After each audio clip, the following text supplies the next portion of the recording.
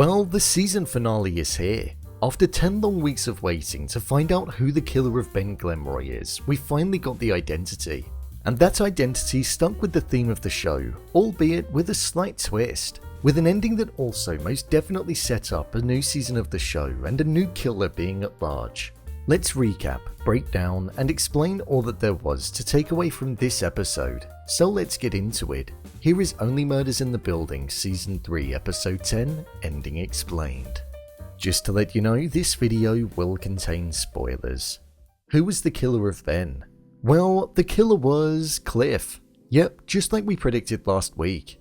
Donna was taking the rap in order to protect her son, something which was key to the theme of this season of the show. It was confirmed in this episode that Donna was the individual who laced the cookie with rat poisoning and gave it to Ben due to the review that was left on the show. However, she didn't plan on Ben getting into the critical condition like he was. She only wanted to knock him out so that he wouldn't be able to do the show and somebody else would have to go on, ultimately saving Cliff, her son, from receiving a harsh review on his debut opening night. The night that we heard essentially makes or breaks somebody in the theatre industry. This was something that Cliff didn't even know about. It was only later on at a party that Cliff found out that Donna killed Ben the first time because Ben worked it out himself when he confronted Cliff.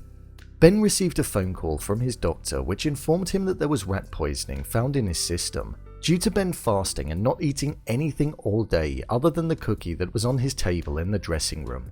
He realized that it had to have come from there.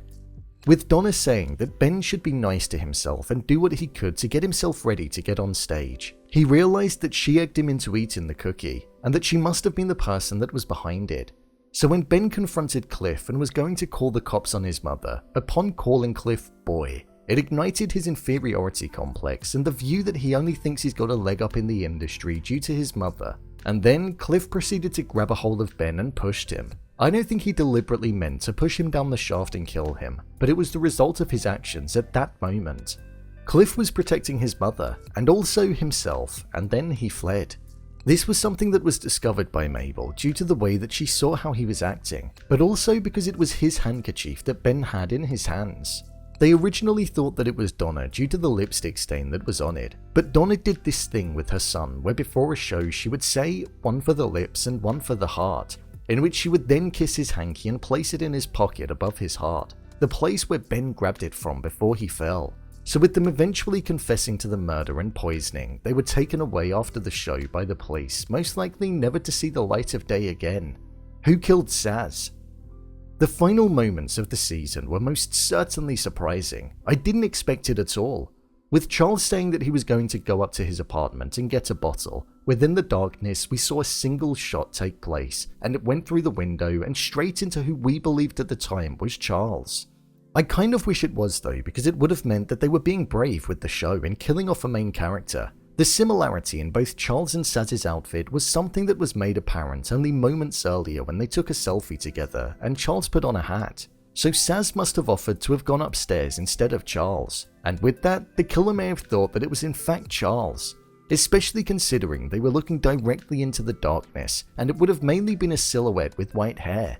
So it very much seems as though Sazz has been killed and the mystery of the killer is one that will be focused on in the next season. But that then strikes up the question until then, who killed Sazz and wanted Charles dead?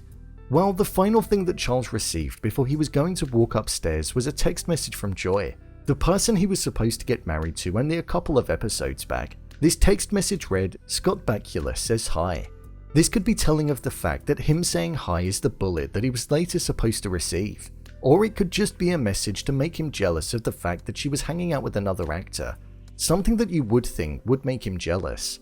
Or could the killer be Joy? Could she have been waiting across the building and wanting to hurt Charles due to him hurting her during the season by cancelling the wedding? It could well be the case. Or could it be Tobert? We know that he's infatuated with Mabel and he wanted her to go to LA with him. So did he think that by taking out Charles it would solve part of the issues that she felt as though she needed to unstick, and then she'd want to go with him? Who knows? It could be the case, but time will tell. It's safe to say that it's not going to be solved here with no clues whatsoever, and we're going to have to wait until next year when I imagine we'll get season 4 of the show. Overall review. I thought this finale was a great way to round off the season. I would say that the reveal didn't feel as impactful as I would have liked it to have been. nor did the reveal that Loretta did to Dickie about her being his mother. Two things that the entire show was building towards didn't have the punch that I thought they should have done. I would also say that I have a bit of a problem with the character of Tobert. I feel he was a pretty pointless character in the show and offered no substance or plot development whatsoever. I thought he could have potentially been involved in the killing, which would have justified his inclusion, but it seemed as though he was just a bit of a pointless love interest that's now going to be leaving.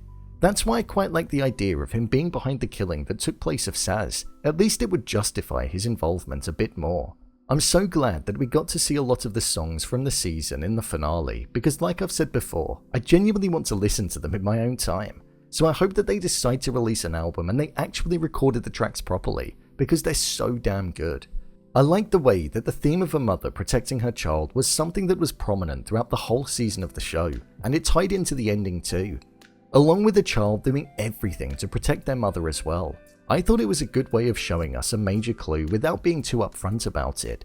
Meryl Streep will most likely not be returning to the show, judging by the fact that her character is going to be moving to LA, and I think that's such a shame. She did a phenomenal job in this season of the show, and she brought something so fresh to her character, yet something so mature with the seasoned acting chops that she had. The episodes that she was in were always far better than the ones that she wasn't. Selena Gomez, Steve Martin, and Martin Short have a chemistry like no other, and they really do shine as a three. The electricity that they have and the way that they bounce off of each other when it comes to the dialogue makes it feel like you're watching three best friends all together trying to solve a murder.